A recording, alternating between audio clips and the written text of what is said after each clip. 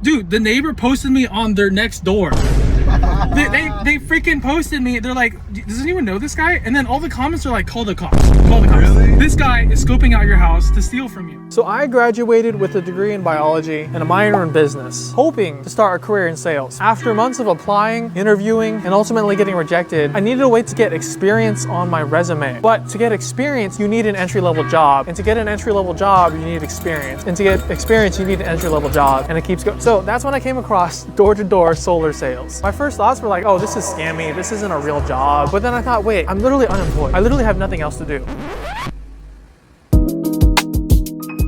Did I mention the job is in Hawaii? What's the worst that could happen?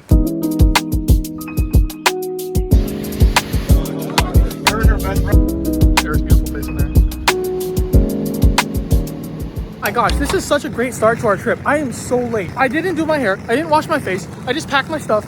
And to add to that, the Lyft ride can't even reach my house because it misrouted. We made it. I was really scared I was not gonna make it. For you to go on foot door knocking, you're gonna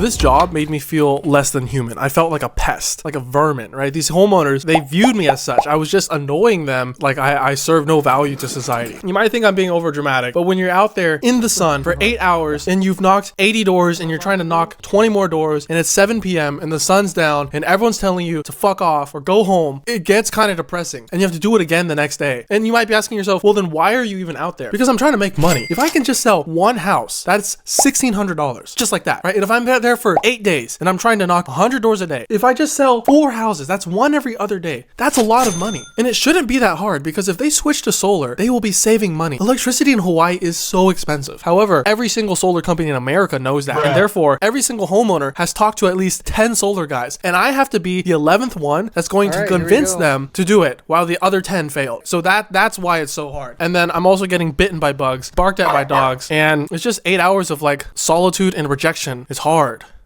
I start to question my life choices. I start to feel less valuable as a human. You know what? Let me just show you what the days look like. 7 a.m. Wake up, go outside, hit a workout or just enjoy the beach. 9 a.m. Breakfast of apples, peanut butter, and oatmeal. 10 a.m. Go to meeting, report previous day's performance, learn how to handle objections, and get inspired to succeed and make money. 11:30 a.m. Go to gas station for protein bars and water, McDonald's to pee. 12 noon. Hit the hood, start knocking, get barked at. A lot. 1 p.m. Keep knocking, get rejected, get yelled at, get depressed, reflect on life. 2:30 p.m. More sweat, more sun. 3 p.m. 30-minute McDonald's break. 3:30. It's prime time. People are getting off work. More decision makers are going to be home. This is when I need to be operating at my best. It's time to make some money.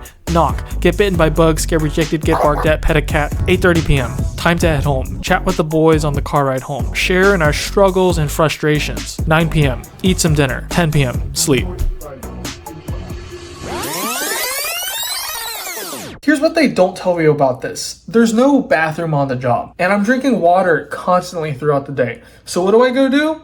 I go pee on the beautiful Hawaiian landscape. This one time, I had to go number 2 and I wasn't gonna get picked up for a whole nother hour. And so I asked this kind lady, "Hi ma'am, can I please use your restroom?" And much to my surprise and relief, she said yes. I'm walking into her house to go to the restroom and her kids are playing out in the front yard. And they're like, "Mom, who's this strange guy coming into our house?" It was so embarrassing, but I'm really grateful for her kindness.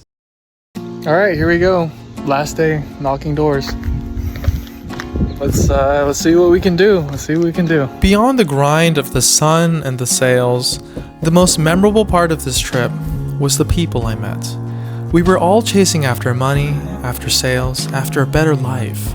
The struggle of the hot Hawaiian sun, the angry homeowners, our desire to win, It united us. Low-key, I'll probably never see these guys again, but I'll remember the fun we had. The late night car rides back, sitting exhausted in the car, telling each other stories of how we got cussed out by angry homeowners just a few hours before. Or when we explored Hawaii, walking around with a childlike wonder for the beautiful island we were on. We felt like kings to have gotten flown out to such a paradise. When we first met, I felt really out of place. We were all strangers to each other. They're from Detroit, Michigan, from Texas, and I'm just some nerd from Cali. We were nothing alike. But as we suffered through the days together, I came to understand them, and they came to understand me, despite our differences. We were just trying to figure out life. Solar sales just happened to be the means by which we were trying to do it at that point in time. I'm glad I'm not selling solar anymore. The sun, the rejection, it's not for me. But I'm also glad that I did it, that I tried. You see, being unemployed after college felt like I was falling behind. But by whose metrics? If there's anything I've learned in life, it's to pursue my own path. Not the path of my parents, not the path of my classmates or friends. That's why I decided it was better to be unemployed than working a job I didn't like. That's why I decided to pursue sales, a field I had never experienced before. That's why I decided to make these silly videos, which even though it's embarrassing, it's now become a core part of who I am. All I know is that whatever God has in store for me, I'm excited for it. I believe it only gets better from here. The best way to love life, to be happy, is to see the potential of a future better than the present and to strain towards that. The future is bright. Aim high. Thanks for watching.